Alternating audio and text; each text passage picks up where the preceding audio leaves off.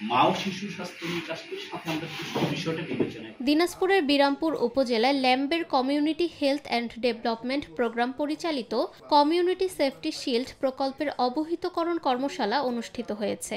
Lamb health UK এর আর্থিক সহযোগিতায় আয়োজিত এই কর্মশালা 17 নভেম্বর সোমবার উপজেলা পরিষদ সভাকক্ষে অনুষ্ঠিত হয়। এবং এই যে আমাদের যারা কাউন্সিলিং এ কাজ করবে, যে কাউন্সিলর হিসেবে তাদেরকে ট্রেন করছে আমাদের দেশের যারা ডাক্তাররা কর্মরত আছেন তাদের সাথে করছেন। At the same time Rangpur medical college সাথে, রংপুর কমিউনিটি মেডিকেল কলেজের সাথে, রাজশাহী ইউনিভার্সিটি যেখানে ক্লিনিক্যাল যে সাইকোলজি ডিপার্টমেন্ট, বিভিন্ন জায়গায় তারা।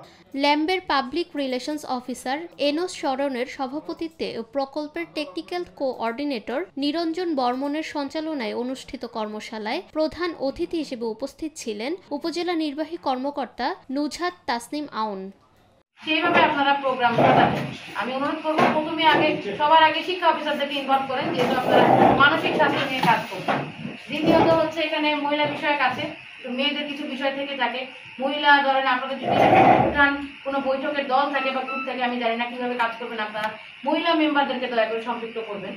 মেয়েরা ওই যে আন্টি আঙ্কেলের যে বিষয়টা আসছিল সেটা একটা আমি চাবো যে অন্তত শিক্ষিত মানুষকে দেওয়ার চেষ্টা করবেন এবং যাদের অন্তত কিছু ন্যূনতম প্রাতিষ্ঠানিক শিক্ষা। বক্তারা মানব পাচার প্রতিরোধ, মানসিক স্বাস্থ্য উন্নয়ন, যৌন ও জেন্ডার ভিত্তিক সহিষ্ণুতা রোধে সমন্বিত উদ্যোগের উপর গুরুত্বারোপ করেন। এই কর্মশালায় বিভিন্ন সরকারি বেসরকারি প্রতিষ্ঠানের কর্মকর্তা, জনপ্রতিনিধি, শিক্ষক, সাংবাদিক, কমিউনিটি ও ধর্মীয় নেতারা অংশ নেন।